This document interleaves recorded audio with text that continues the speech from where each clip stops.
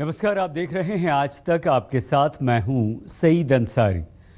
देश के सपूत लाल बहादुर शास्त्री की आज 50वीं पुण्यतिथि है। 1966 में प्रधानमंत्री रहते हुए लाल बहादुर शास्त्री की मौत रहस्यमय ढंग से ताशकंद समझौते के बाद हुई थी, लेकिन अब भी उनकी मौत पर सस्पेंस और रहस्य बना हुआ है। शास्त्री जी के बेटे ने केंद्र सरकार से मांग की है कि शास्त्री जी की मौत से जुड़ी सभी फाइलों को सार्वजनिक किया जाए।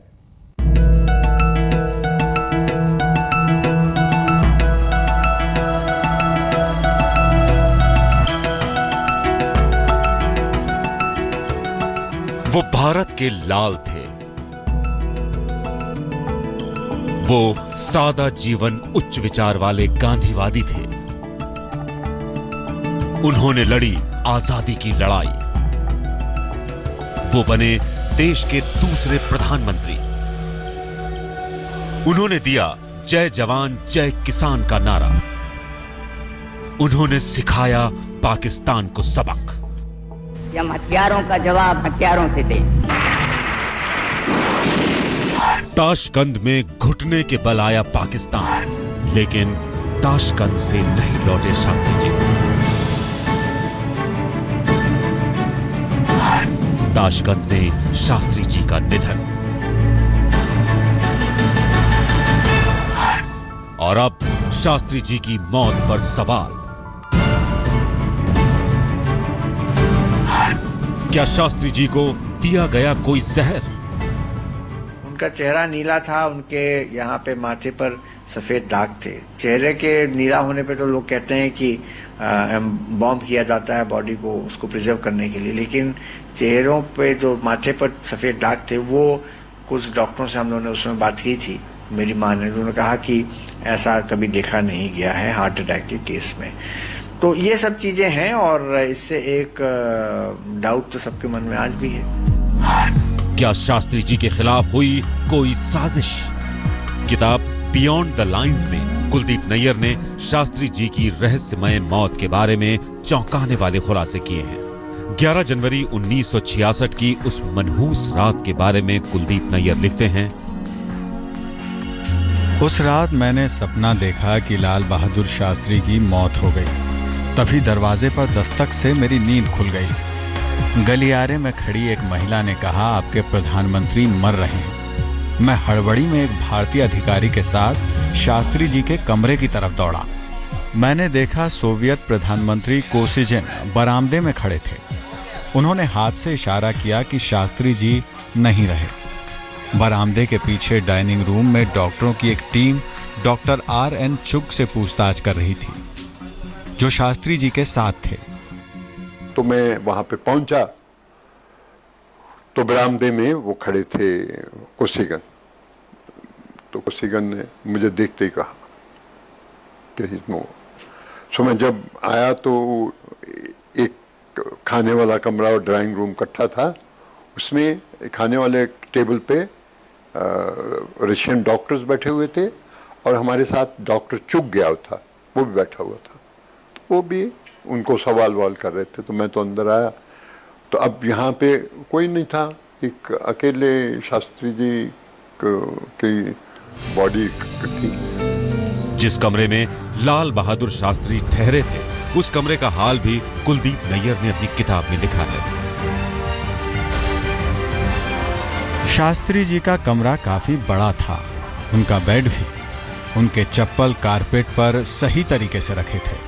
कमरे के कोने में ड्रेसिंग टेबल पर थर्मस लुढ़का पड़ा था।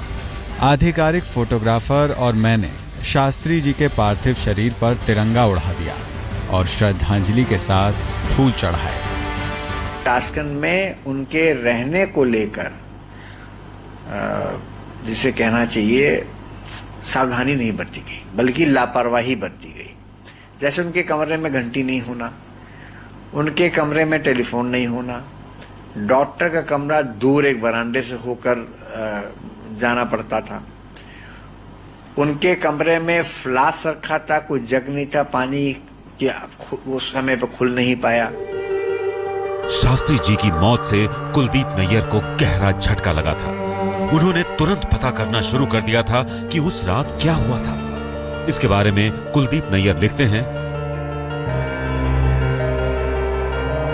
उस रात शास्त्री जी 10 बजे अपने कमरे में आए थे। इसके बाद उन्होंने अपनी निजी सेवादार रामनाथ को खाना लाने को कहा। उनका खाना राजदूत टीएन कौल के घर से आता था, जिसे खान सामा जान मोहम्मद पकाता था।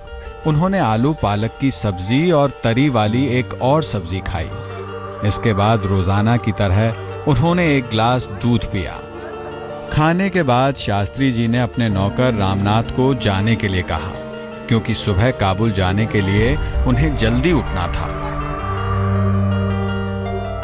शास्त्री जी के इतना कहने के बाद उनके सहयोगियों ने सामान बांधना शुरू कर दिया। उस वक्त ताशकंद में रात के करीब 1:20 हुए थे।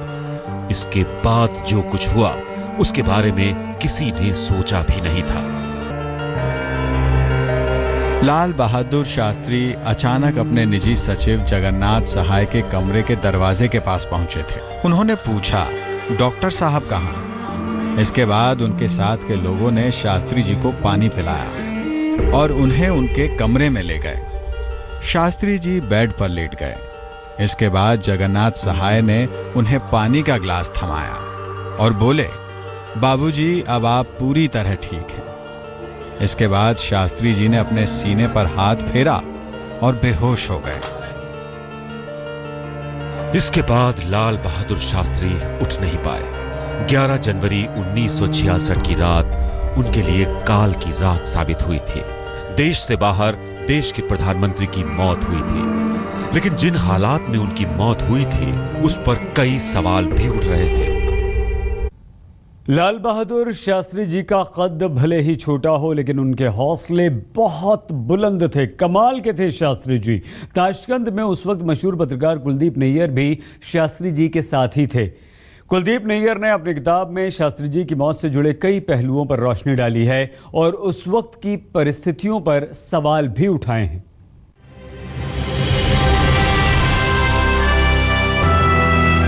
ताशकंद में हुआ था भारत और पाकिस्तान के बीच ऐतिहासिक समझौता।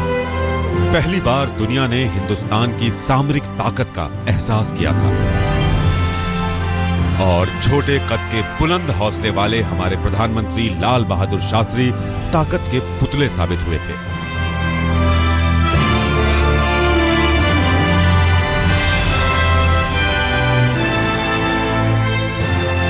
लेकिन इस ऐतिहासिक समझौते के बाद शास्त्री जी देश नहीं लौटे।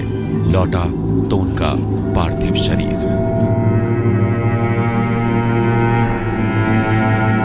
शास्त्री जी का पार्थिव शरीर जब दिल्ली लाया गया तो उसे देखकर उनकी पत्नी ललिता शास्त्री का माथा ठनका था, क्योंकि शास्त्री जी का शरीर नीला पड़ चुका था। कुलदीप नैयर ने उस वाकये के बारे में लिखा है। ललिता शास्त्री ने मुझसे पूछा कि उनके पति का शरीर नीला क्यों पड़ गया था। मैंने जवाब दिया कि जब पार्थिव शरीर पर लेप लगाया जाता है तो ऐसा हो सकता है। इसके बाद ललिता शास्त्री ने शास्त्री जी के शरीर पर कुछ कटे के निशान के बारे में पूछा। इसकी जानकारी मुझे नहीं थी, लेकिन ललिता शास्त्री की एक बात से मैं बुरी तरह चौंका था। वो बात ये थी कि शास्त्री जी का पोस्टमार्टम ना तो ताशकंद में हुआ था ना दिल्ली में। हम सबको भी बड़ा लगा था कि क्यों बाबूजी का आधा यहाँ से लेकर ऊपर तक शरीर नीला पड़ा था, कहीं सफ़ेद सफ़ेद दाग था, नीला था, क्यों नीचे नहीं था? नीचे बल्कि पेट के पास उनका 2 कुछ कट भी थे। कट को लग रहा था कि कुछ किसी ने काटा या चीरा लगा है। क्यों लगा? जी हां, शास्त्री जी की मौत रहस्यमय हालात में हुई थी, लेकिन उनके शव का पोस्टमार्टम नहीं करवाया गया था। ललिता शास्त्री समेत पूरे परिवार का यही मानना था कि शास्त्री जी की मौत कुदरती नहीं थी, उन्हें जहर दिया गया था।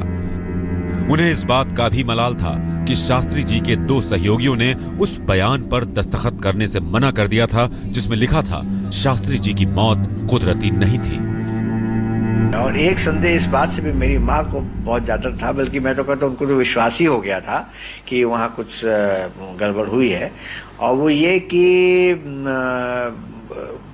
जो थर्मस जिसका जिक्र कुलदीप नायर जी ने भी किया है, वो थर्मस साथ नहीं आया। शास्त्री जी के बाकी अपने इस्तेमाल करने वाली चीजें, वस्तुएं, जैसे उनका शेविंग किट, उनकी टोपी, उनका चश्मा, ये सब तो साथ में आया, लेकिन वो थर्मस नहीं आया।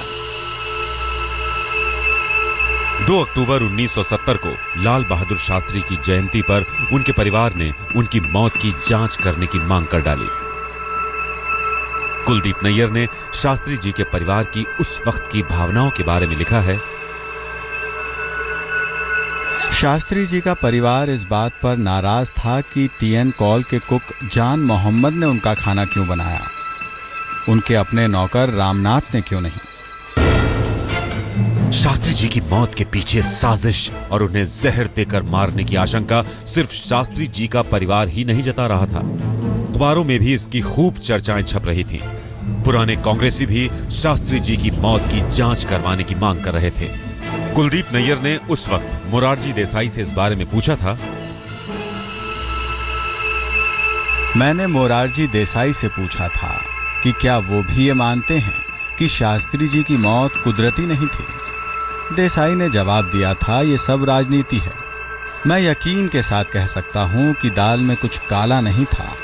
उनकी मौत हार्ट अटैक से हुई थी। मैंने उनके डॉक्टर और उनके सेक्रेटरी सीपी श्रीवास्तव से बात की थी, जो शास्त्री जी के साथ ताशकंद गए थे। शास्त्री जी के निधन के 4 दशक बाद उनकी मौत पर सवाल फिर उठे हैं। उनकी मौत कुदरती थी या फिर किसी साजिश का वो शिकार हुए, ये सवाल फिर से उठा है। इस सवाल का जवाब बेशक देश को चाहिए, लेकिन इस पर कोई राजनीति नहीं चाहिए।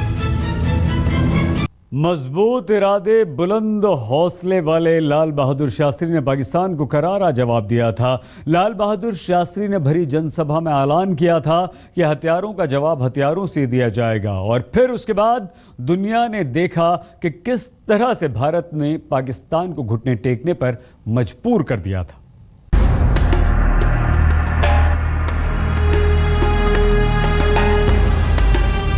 हथियारों का जवाब हथियारों से दे। सितंबर 1965 पाकिस्तान की सेनाओं ने जम्मू कश्मीर के रास्ते घुसपैठ शुरू कर दी, लेकिन जब पाकिस्तान की सेना ने हमला बोला तो हमारी सेना ने मुंह तोड़ जवाब दिया था, और इस ताकत के पीछे खड़े थे उस वक्त के प्रधानमंत्री लाल बहादुर शास्त्री।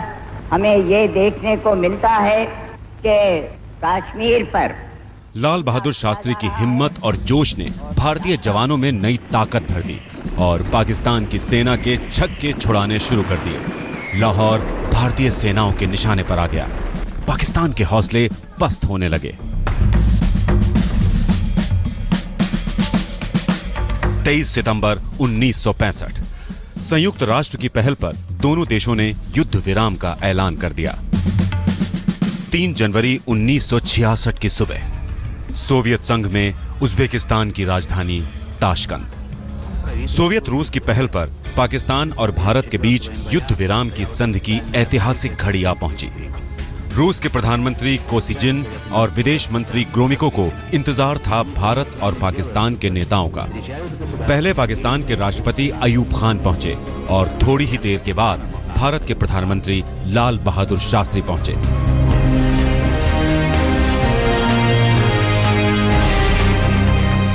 ताशकंद में जब ठीक 4 बजे तो लाल बहादुर शास्त्री और अयूब खान के साथ साथ रूस के प्रधानमंत्री और तीनों देशों के प्रतिनिधिमंडल हॉल में दाखिल हुए। पूरे जोश के साथ लाल बहादुर शास्त्री अपनी कुर्सी की ओर बढ़ गए और उनके सामने की तरफ अयूब खान ने अपनी कुर्सी संभाली। रूस के प्रधानमंत्री ने दोनों का स्वागत किया। लाल बहादुर शास्त्री के बाद पाकिस्तान के राष्ट्रपति अयूब खान ने ताशकंद की सराहना करते हुए भारत पाकिस्तान के रिश्तों को नई दिशा में ले जाने की बात कही। तालियों की गड़गड़ाहट के साथ भारत और पाकिस्तान नए रिश्तों की तरफ बढ़ चले।